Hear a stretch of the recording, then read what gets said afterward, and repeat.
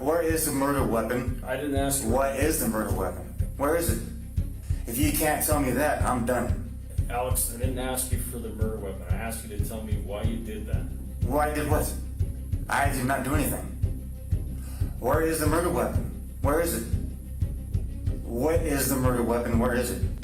That man right there, calm, collected, almost rehearsed, had just driven hundreds of miles to escape what he had done. A woman was dead. Her brother-in-law was fighting for his life in a hospital. And here he was, sitting in an interrogation room in Los Angeles, challenging detectives to prove something he already knew was true. This is the full story of Alexander Rogers, a handyman, a self-described Christian, a man who told police he loved people, and who pleaded guilty to murder in December 2025. Today we are going through the entire interrogation, minute by minute, because what happens in that room is one of the most revealing psychological portraits of a guilty man trying to talk his way out of a life sentence. Stay with us. This is the full case. Units responding, all I'm getting is a tall white suspect. He had a hat on, unknown direction. I'm on scene, get medical rolling in here. I'm gonna go inside. Okay, I got a call. There's nobody else in here? Yes, there's two elderly, and then, oh, actually, there's three. One's in bed sleeping with her husband, and then two elderly. Longview Police! Do you know if he left on foot or in a car? I guess he left on the foot the way Leroy was saying. Do you know who the person is? I don't know the person. I don't know him. Hey, I'm Sergeant Trevino, Longview Police, just so you know it's being audio and video recorded. What? Oh, okay. I'm with Longview Police. I'm Sergeant Chris Trevino. Huh? My contact with you is being audio and video recorded. Do you Okay, understand I that? get that, yeah. Oh, okay. What am I doing? I'm not... So the car that you just got out of, is that your car? Well, I'm actually... It's my uncle's, and it's going to be getting registered. So Yeah? it's not stolen. Yeah. I got no warrants for my arrest, so, I mean, What's your name? my name is Alexander Rogers. Alexander, okay. This car's expired. The regular plates. And then, as you know, these belong on a Volkswagen. Yes, yes. So you can't switch those around until you go to DMV. If they'll switch Yeah. these over to the BMW, then that's fine. It's going to cost $360 to do it. Oh, you wow. know. I was just on my way. This is morning time. I was going to go shopping and then just go do it. Yeah. I mean, I mean no harm to nothing. No problem. I mean, I have no warrants. So. Hey, I appreciate it. I'm going to let you go. Just make sure you get the plates off, okay? Of course. All right. Thank you. I'm sorry. That's okay. Trouble. That interaction, that simple, ordinary traffic stop, would become one of the most important pieces of evidence in this entire case. Because just hours after that officer let Alexander Rogers go, he walked into a home on Trumie Lane in Longview, Washington. Dawn Peters, an elderly woman, was stabbed in the neck and killed. Her brother-in-law was stabbed and left in critical condition. And Rogers, the man that officer had just spoken to, the man whose face was now on body cam footage, vanished. Police put out a national bolo, and they already had exactly what they needed to identify him. That morning traffic stop, recorded in full. For 8 days, Rogers was gone. Then Los Angeles County Sheriff's deputies found him, hundreds of miles away. And that is where this interrogation begins. And then they told me that I had a murder warrant for my arrest. I was surprised the hell out of me. I was like, say what? You know, I was like, there's no possible way because I don't kill nobody. I just don't do that. So I came here and fingerprinted me and got stuck in blue clothing and got stuck in a cell. And ever since then, I've been waiting for you guys or a person, because they said an interrogator is going to come see me, an interrogator. And then I heard there's two of you. I was like, well, let's do this, I guess, you know, because Yeah, I wanted to know what the hell's going on. sure. I bet. So, I mean, I want to know too. because apparently somebody said my name about something, you know, so, I mean, I don't know too many people out there. Alex, you got any hobbies? Yeah? Can you tell me about them? No. Okay. I'm trying to work with you guys, but, you know, I want to get to the point of why I'm even here. We're going to get to that point. Oh, We're trying to understand you and where you come from and your backstory. It's not fair for us to come in here and immediately start. You know, we want to get to kind of know your background. Is that something you're willing to participate in? I like to work. Okay, so do I. What kind of work do you do, man? I like working in restaurants. Okay. I like working as a dishwasher in restaurants. Okay. That's just what I do because I like working on people. Yeah. You know, I got a big heart. You know, it's just I like working on people. It's just I like seeing people's smiles and how nice they talk and stuff like this. Yeah. You know, it's just I love to be around that. You know, Cool. I love people. So you like teamwork? Yeah, Yeah. Yeah. I get it. and everybody can see that knows of me that I'm not a bad guy. I'm just not a bad guy. I do good. Yeah. You know, I want to do good. And it's just the only thing I like to do because I want to move forward. What are some good things that you do? Can you tell me about that? No, I'll do what I'm supposed to do. Yeah. One, or two, or three, whatever. But I go out and find work whenever I get a chance. If I find work, fine, I'll stick with it. I'm a person that wants to get something done. Just move forward. Yeah. See something that needs to get done, you Yeah. handle it. I do really good at work if I get the job and get it done. Go where I'm supposed to go back to work again. It's just an ongoing thing every day. Something that grabs you, gets you going. Yeah, that's why I work in restaurants. It's just something I like to do. You know, work with good people. If you're in a restaurant, those are good people. Yeah. You know, pretty much anywhere you go in a restaurant or a workplace, those are good people. You know, because they like to be around other people. Yep. And that's what I like to do. Mostly honest too. Yeah. You know. I mean, I want to be around people. You know, I'm a Christian for one, and I go to You said you're what? a Christian. Christian. Okay. I go to 3 different churches, and instead of just one all the time, it's the same people. Fine, it's the same people, but I want to be more around more loving people is what it is. So just go to different churches. Go to one church, they can go to other churches also. Yeah.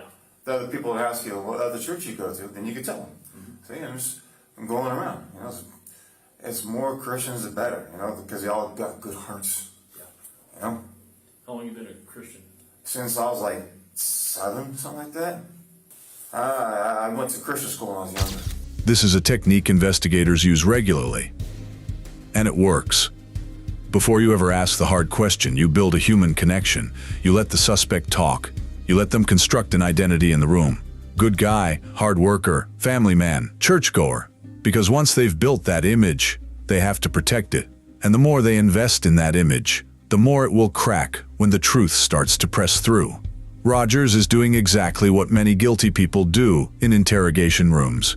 He is creating a version of himself that could not possibly have done what the evidence says he did. Watch how long he can hold that version together. You know of Longview or Kelso? Yeah. Christian, there was a Christian Science Center up in Kelso. There's it was a big white church in Kelso there. On top of the hill in Yeah. Kelso. Yeah. It was a big white church at the Cool. time. So Alex, you've not been in California all that long. What brought you down here? Oh, actually, I'm just visiting. You know, people travel, people visit. I haven't been here before, so I just visit. Anything down here you coming to see in particular? Yeah, no, I'm not. I wasn't down here to see anybody. I heard it's a nice place to be, though. I was gonna check out some beach. I'm not by Long Beach, though, California. No, I was coming down here to visit for a little bit, and then I was gonna go back down to Washington, where I'm from. So I got people down there. So I got nobody here. But I got people in Washington. So You like the beach, or well, if I could find it, I like Long Beach, Washington, and in Washington, I do like the beach. or something that like sticks out of the beach that like just really makes you feel good, or It's peaceful. Watching the waves and walk up and down the beach. Just if you have any thoughts in your head, just think peacefully. Listen to the birds, kick the sand around a little bit. Look at people and their families.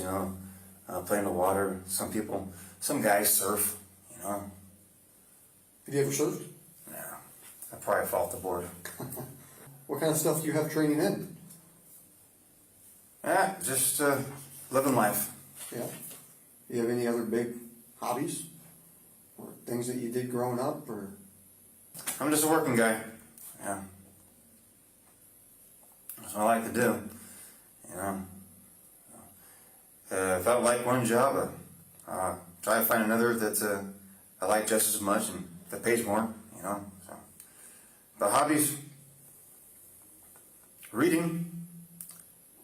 I like to read. What do you like to read other than the Bible? I like the Bible, yes, but like drama books or just some storytelling books, you know. You know Don Peters. Don Peters? Yeah. Don Peters? Yeah. I don't know Don Peters. Okay, what about Andrew Peters? Andrew Peters? Andrew? No, I don't know neither one of those guys. Okay, you don't know anybody in Longview on Cherumi Lane. Who? I don't even know if that's that. I know Longview Kelso, but there's lots of places along Kelso, lots of places that no. Let me ask you a hypothetical question, Alex. What if I told you I know that you've been to this house I just asked you about because you're on video footage being there, and maybe you're confused about what I'm asking you, maybe you call these people a different name? Side job you've done there before? Call the people a different name. Maybe you've done some recent work for anybody? Oh, I've done work for people. Okay. I've done work for a lot of people. Okay. Do you got like a specific client or people that you've worked in the last maybe couple months? No, You remember? no special clients. Remember like anybody's name for like maybe like a roofing shingle type job or something like that in the last month or two? A what now? Like maybe laying some roofing shingles on like a deck or something of that nature? Or maybe Roofing some deck work? shingles on a deck. Oh, okay, yeah. Okay. Yeah, okay. Can you tell us about that job a little bit? Oh, the job is just putting shingles on a deck, and that's it, you know. I learned how to put shingles on roofs when I was younger, but that's pretty much how it was, Okay. you know. You know who those people were? Or how, Not necessarily, no. how'd you get that job? So, somebody appointed me to them saying that they needed work through other people. So, Can you be more specific about who? huh? Who pointed you there? Oh, I just go around asking for odd jobs. I look at cork boards at Safeway, stuff like that. I ask around, and I go to churches, ask around for odd jobs. Sure. You know. So there's nobody specific that hooked you up with that job with those people? Well, somebody must have known them or something, you know. But I go where they tell me to go. But not particularly in the case. I really don't know anybody in Longview Kelso. I just go out and ask for work, and I go to churches. You know, I get to know those people, but people know people. You know, so people know more people than I know people. Right there, right in that exchange, you can see the slow erosion beginning. Rogers had said moments earlier that he did not know anyone on Cherumi Lane. He did not know Don Peters. He did not know Andrew Peters. But the moment detectives offered him a way in, a hypothetical, a side job, a different name, he walked right through that door. Suddenly there was a shingle job. Suddenly there was deck work. Suddenly he had been to a house for someone he could not quite remember. He did not realize it yet, but he had just confirmed his presence at the property. He had just given investigators exactly the connection they needed. And the detectives, calm, patient, methodical, let him keep going. How do you get around? How do I get around? Yeah. Mostly I either jog, walk, or ride a bike. How'd you get to California? I traveled. In what? I travel in bus. Okay. We know that your black car was in California, right? You know that. Los Angeles County Sheriff Office talked to you a couple days ago, right? I'm not tricking you. This is straightforward. Well, okay, well, since you know about the black car, well, yeah, I drove a black car, sure. It's not mine. Okay. What kind of car is it? It was a BMW. Yeah, How long have you had that? it wasn't mine. Okay. How long have you been driving it? I probably drove her for about 2 days. So there should be no confusion. Yes, there is. Okay? What are you confused about? Me having a warrant for a murder. Okay. Well, that house had several people that were hurt. Okay? And there are witnesses to what happened there. Okay? And you came up in that. What? There were people hurt. Okay. There's one dead. Your name came up in this investigation. There are witnesses to this. There is a camera across directly across that house. Okay? And a 911 call that oddly comes out right as you're leaving. Why would we find bloody clothes in your car? Bloody clothes in my car? Correct. One thing, well, it's the car I was driving for one, but it's not my car. It's not my I'm not name. asking about the car. I'm asking I why know. we find blood on clothes in your car in the whole picture of this investigation and you being named as the suspect.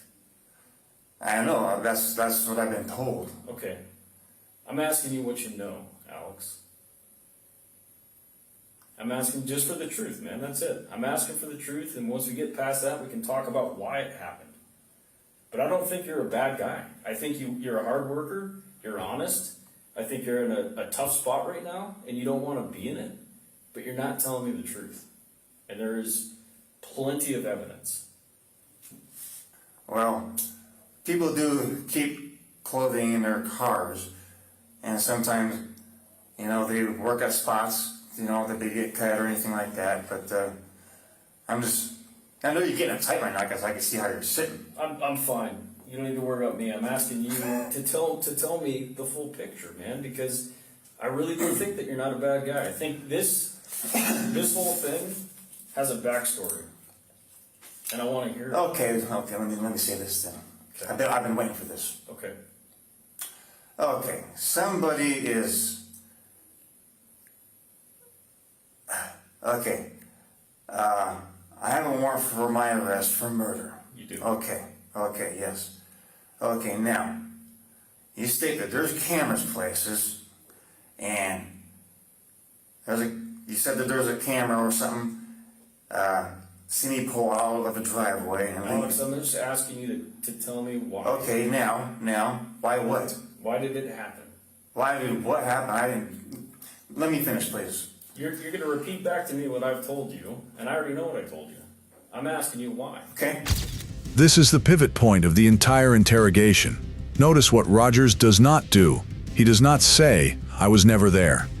He does not say, "I don't know what you're talking about."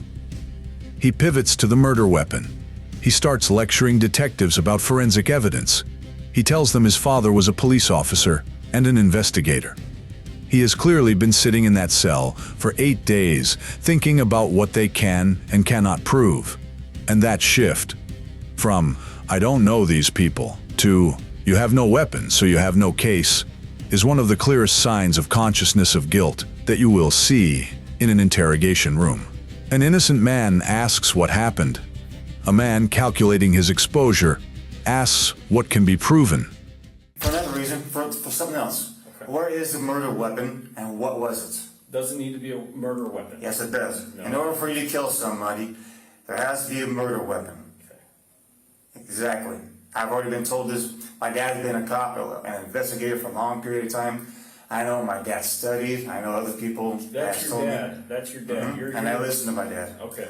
There has to be a murder weapon in order for someone to be blamed for a murder. And I don't have any of that. So, I mean, that's what I'm trying to get at. Where is the murder weapon? I didn't ask you. What is the murder weapon? What is the murder weapon? Where is it? If you can't tell me that, I'm done. Okay. You know what it is.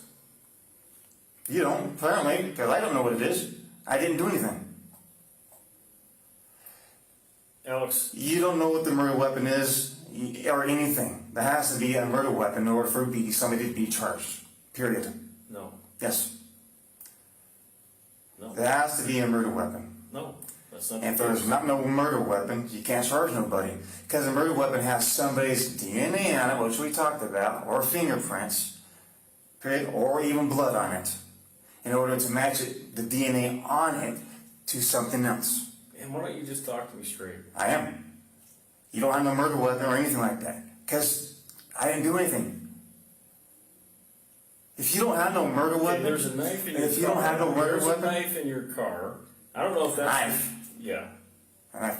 That's a fishing knife. that's fine. That came out of a fishing boat. Go ahead and check that.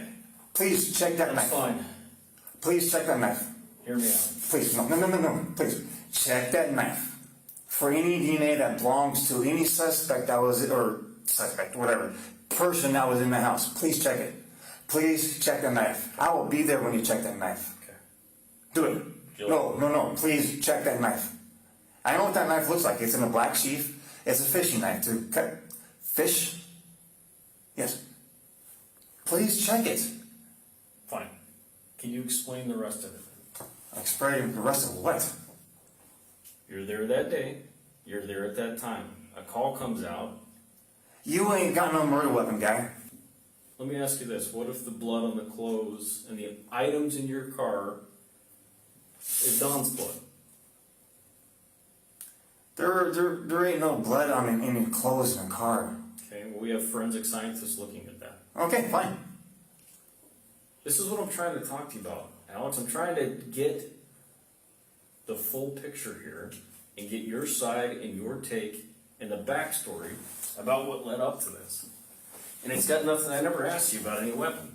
There has to be a weapon to do murder. It could be a bat. It could be a knife. It could be anything that could endanger or kill somebody. Yeah. It could be an ice skate. Okay. A lot of murders happen by hand, Of course. but that's not the case that we're talking about here. You ain't got no murder weapon because I don't know what the hell you're talking about. Alex, you don't know what it is. Hear me out. Please. Yeah, hear me out. Okay. Hear me I'm out. sorry. Take a breath, man. I get you're amped up. You don't need a murder weapon for a murder to happen. Let me rephrase that. This is a pen, okay? Hear me out. If I took this pen and I threw it down the hall, it doesn't mean I didn't write notes with that same pen. Okay. Those words still went to paper. Okay. It doesn't matter if my pen's with me anymore. Does that make sense? So I'm not being a jerk. I'm trying to deliver what I'm trying to say in a way that makes sense. You can still stick someone with that pin and kill him. You can, but I'm not talking about a pen being used as a weapon. I'm talking about a pen being used to write something, and that pen going somewhere else. Oh, being discarded. Right, and then it doesn't mean the words that were written on the paper were never written. Right. So a murder can happen. The weapon that was used can be discarded, thrown away on the side of a freeway, in a lake, in a garbage can at a random establishment. Doesn't mean the murder didn't happen. Doesn't mean that murder can't be proven. The thing is there's evidence these days that's just as valuable. Okay. You see what I'm saying, man? The detective's pen analogy is not just creative. It is a direct response to Rogers' strategy. Rogers had staked his entire defense on one argument. No weapon, no case. And so the detective had to dismantle that belief methodically, calmly, without raising his voice. Because here is what was true. They did have evidence. Neighborhood surveillance footage showing Rogers leaving. A 911 call, timed to the moment of his departure. Bloody clothing in the vehicle he was driving. A surviving victim who had identified Rogers by name as the man who attacked them. A surviving victim who had worked with Rogers as their handyman. Rogers had driven to California thinking distance would protect him. It did not. And now, the evidence he thought he could demand his way out of was closing in around him from every side. The 2 hours I've been talking to you, my perception of you is you're not that guy that's gonna not own up to something. We talked about how you were raised, we talked about being brought up in the church, but listening to your dad, following your dad, right? Yeah, he was a police officer. Yeah, I know. He was also investigated. Yeah, I rode in his police car when I was younger. yeah. Or whatever it was. Okay. What led up to it, man? That's all. What led to what? You doing what you did that day. It's I didn't do anything. Show me something. I want to see me there and me doing something that you guys are claiming me that I did. I want to see something like that. What do you mean by that? You say there's always cameras, there's always somebody watching, this and that. Well, I want to see something that shows me doing what you guys are blaming me for doing. You mean like a camera on the outside of the house? What are you talking specifically? I want to see something that shows me doing something. So Alex, I'm going to read your Miranda warnings just because it's been a while since we last talked. I seen in his right hand, it amazed me. It's a scalpel. Like that you cut people open for surgery. Okay. A surgery scalpel. Don't know how long the handle was, but I seen the blade. It was a small, like 1-inch blade. How small they are for doctors to do that. And I was like, he said, "Excuse me." And I was like, "Yeah, okay." I didn't know what he was up to, you know. So he already told me before what he thought about life sometimes. You know, life sucks, this and that. And so he, Dawn was at her dad, and what he did just amazed me. He went behind her and he cut her throat. And she turned around and, "Oh my gosh, my throat." She started bleeding everywhere. I retched.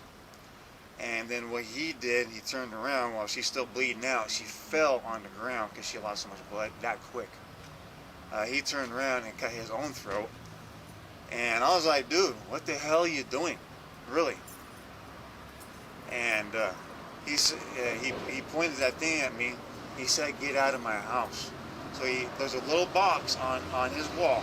It's an emergency box. He pressed a button on that box, and it did a little beeping, whatever they do. That's emergency sound. And a voice came from the box saying, "What is your emergency?" Whatever they say. And then Dwayne says, "Somebody is trying to kill us." By that time, I was already ready to throw up. Don was already dead. And he said, "Leave." I said, "Yeah, I'm leaving." I left in a hurry. Let that sink in for a moment. After nearly 3 hours in that interrogation room, after insisting he had never been to that house, after saying he did not know Don Peters, after challenging detectives to produce a weapon, Rogers is now telling a completely different story. Now he was there. Now he witnessed the entire thing. Now it was the brother-in-law who attacked Don Peters with a surgical scalpel and then turned the knife on himself. This is one of the most common patterns in cases where someone is guilty but not ready to fully confess. The story evolves. First, there is denial. Then, there is partial admission of presence. Then, there is a third-party explanation. Each version is slightly closer to the truth, but crafted just enough to remove personal responsibility. The problem, and Rogers knew this somewhere, is that the surviving victim had already told police exactly what happened. And it was not this story. In December of 2025, Alexander Lee Rogers pleaded guilty to the murder of Don Peters and the attempted murder of her brother-in-law. He was 51 years old at sentencing.